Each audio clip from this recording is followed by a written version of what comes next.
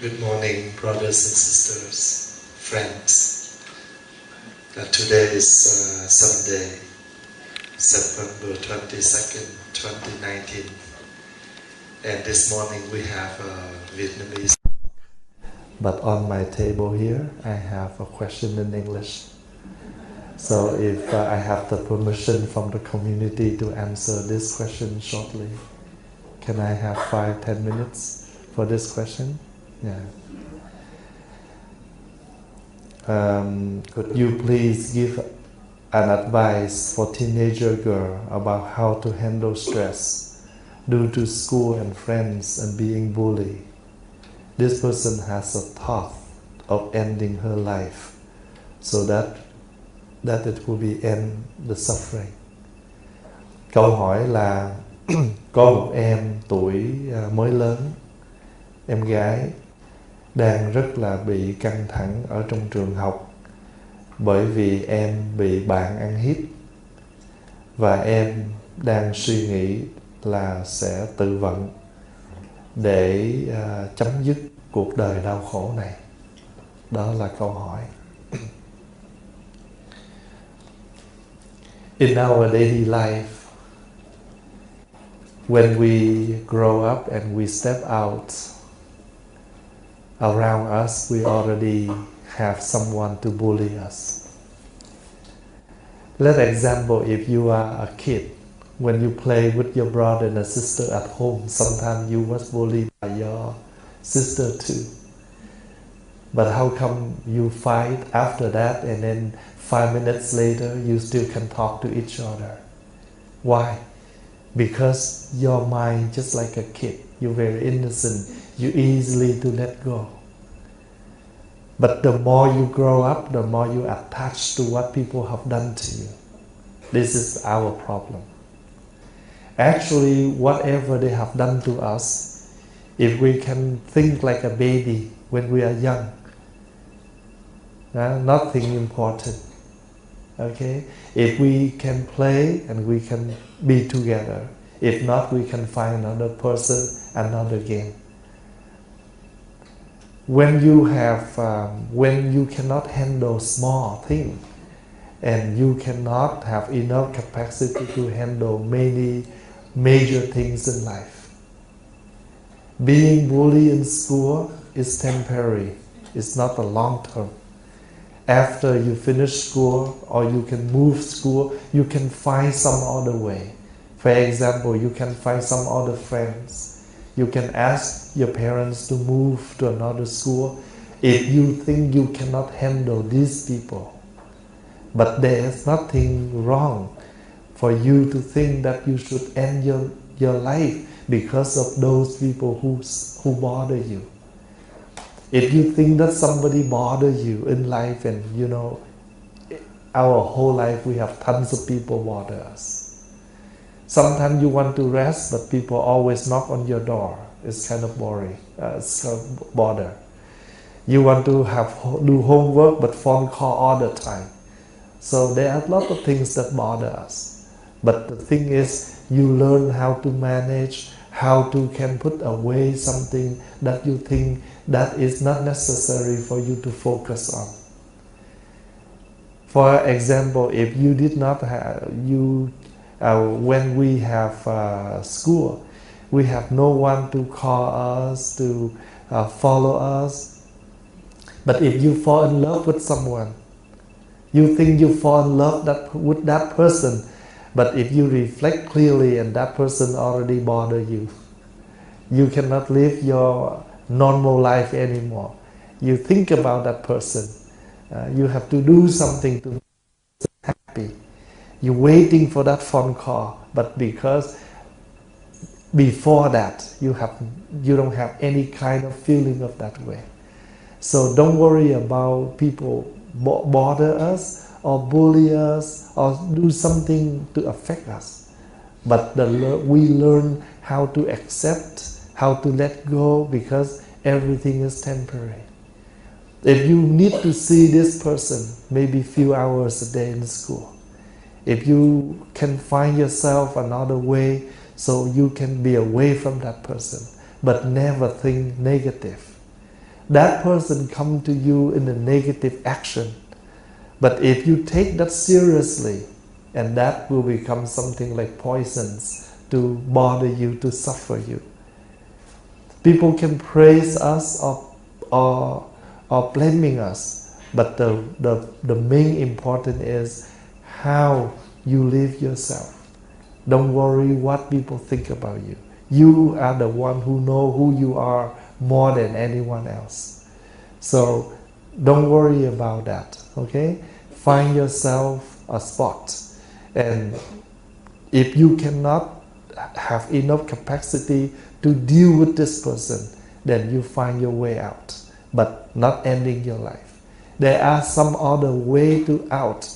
Let's say if you turn to the wrong direction, what happened? We need to find a way to turn back. Say there is no way that, I turned to the wrong way. I need to dump my car to somewhere to end this life, whatever. You know, we find some other way to come out. And life always has an exit. If you turn to the wrong exit, always there is some way for you to come back. Just like you do something wrong, there is some way for you to correct your mistake. But not because of those small negatives, then we take off our life. And that is not the correct way. Do you know that? The one who suffer you, but you want to take off your life, then why don't you think lot of other people who love you? Like your parents, like your brothers, your sister, your relative, your friends, many other people. You don't think about them to help you to improve, to move up, to stretch out your life. But why a particular person who suffer you, but you totally take it seriously and suffer yourself? That is not fair.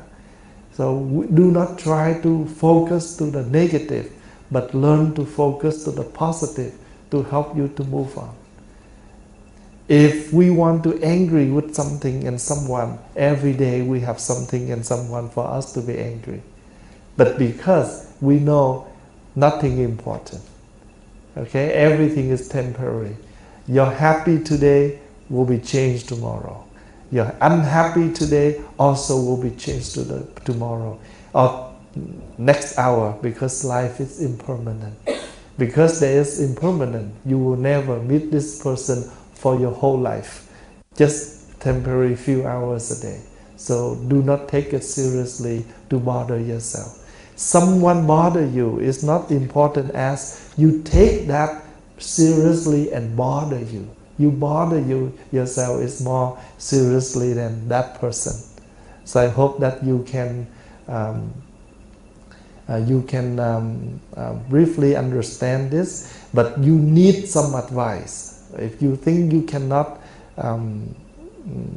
understand enough, or you need more advice, find some monk, find some friends, someone who you can talk and ask them to help you to move on.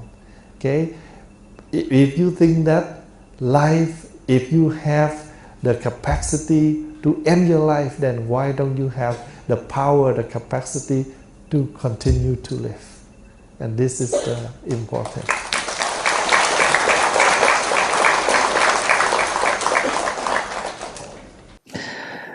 I watch your video and I can't wait to see you. May you please speak English because I can't speak Vietnamese. Và câu hỏi của em 12 tuổi nè. I am 12 years old and I really like listening to you talk about Buddha's teaching. I want to know more about Buddhism. So I have a few questions to ask you. First, how many Buddhas are there?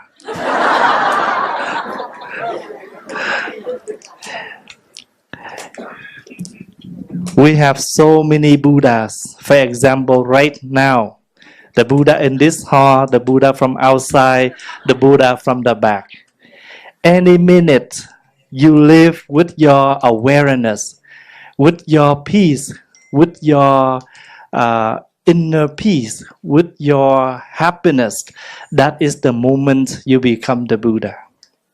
And if you keep this continue to practice non-stop and always direct your mind to the positive. Even the negatives come, you still see that negatives only give you more challenge, more lecture, more learning to move yourself on. You never give up. You are the Buddha.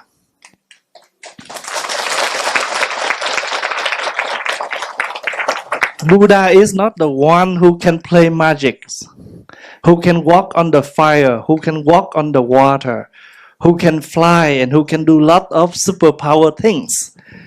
Buddha just like every one of us here. But in us, we have two things, negative and positives. So Buddhism, we learn to live and cultivate positive. But doesn't mean we try to refuse negative. We don't ask for negatives, but we do not refuse negatives. But when negatives come, we have the enough positive energy to embrace the negative and to move on and to help us to completely done our role. You can imagine if in this life people can give up easily every time they have problems, then what happened when we are young? We never graduate from school, because when we study, we still have problems and hard time in school, in homework. But with your really intent to learn, everything have the answer, just because you do not have it right. So that's why you make it wrong. But if you learn how to do it, you will have it right. So remember, none of the things that we are unable to transform unless we know how to embrace the negative and learn and help us to move on. The nature of the Buddha is the nature of mindfulness.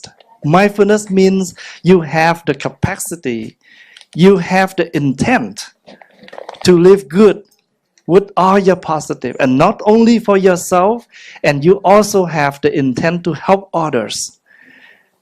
You can see that if this life people only live for themselves and we don't care about others, then this life have hopeless. I understand and I have learned that this temple today, they have came to some of the area to give thousands of gifts to homeless. So when we give this, we try to live with our generosity. We live with our positive. People there, they have lack of food, they have lack of living, they hopeless. That's why they homeless. They may come to hopeless, but we have home, and we don't want to make them feel homeless or hopeless. We come to give them the hope for the end of the year and ready for the coming year. This is the nature of Buddha. So we are Buddha. There is not only one Buddha. Every one of us, we can become the Buddha as long as you know how to live with your positive intent. From that practice, you know that the Buddha right here in this lifetime. Even around us here, we are the Buddha. And Buddha from other planets too, other countries too. If anyone who live with their mindfulness, with their awareness, with their positives. The second question, where is heaven? You all ask the question that I never go there. If I already visit heaven, I may not come back. In Buddhist practice, we do believe in heaven. But the heaven we believe is not the place where you die, where you go after you die. But the heaven in Buddhist practice means whenever you feel comfortable, you accept everything exactly as it was in this entire life. Right in this moment, right in this place, this is the heaven. We used to say that heaven is here or never.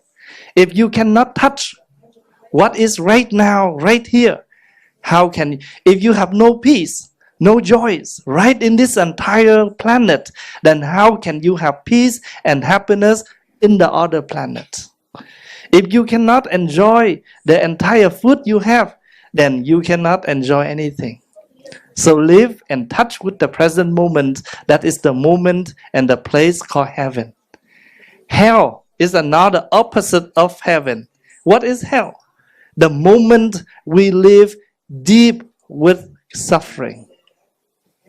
We all have suffering, but we know how to transform suffering into happiness. There are two kinds of things we try to do. We try to cultivate things are not yet established, and we try to fix something already broken or collapsed. This is all the work we do every day. For example, you can start to write new things on this piece of paper. If it's a blank piece of paper, then you can write new things on. But accidentally you have made mistake on the paper, you can erase and rewrite. This is something we do every day. Whether you create something new or whether you fix something broken. And this is the work of us. If not, we turn heaven into hell. And if yes, even in hell, you still slowly step into heaven. So heaven and hell is not the destination where we visit after we die. But this is the feeling within us in the present moment.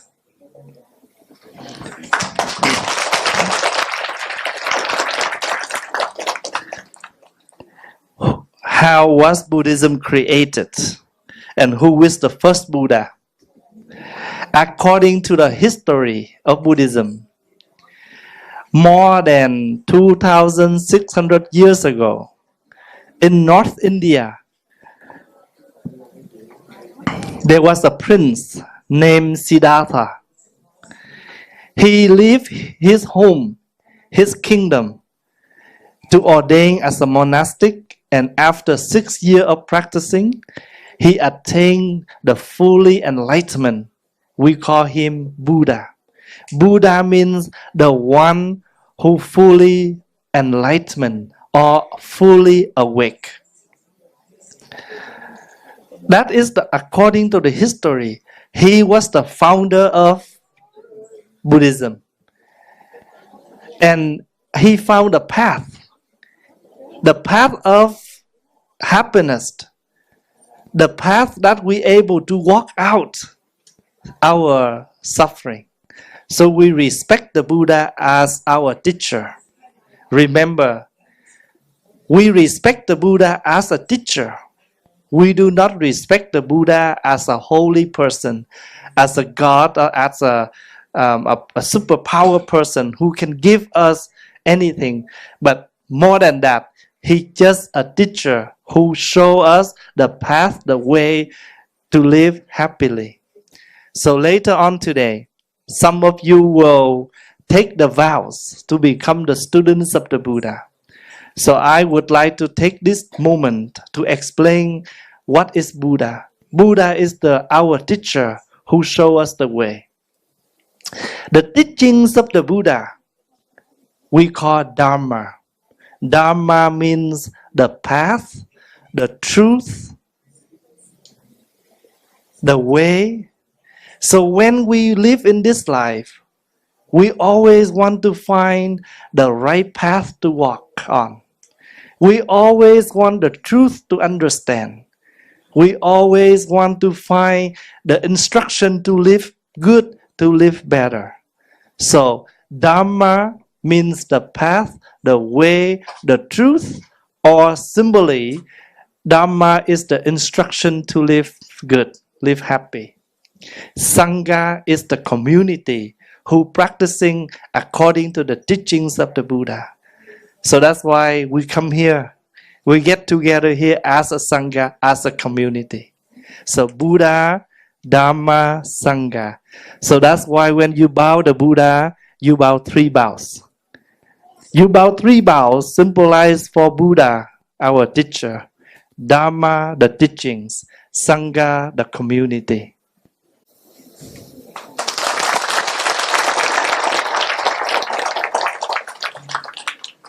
Finally, I just want to remind,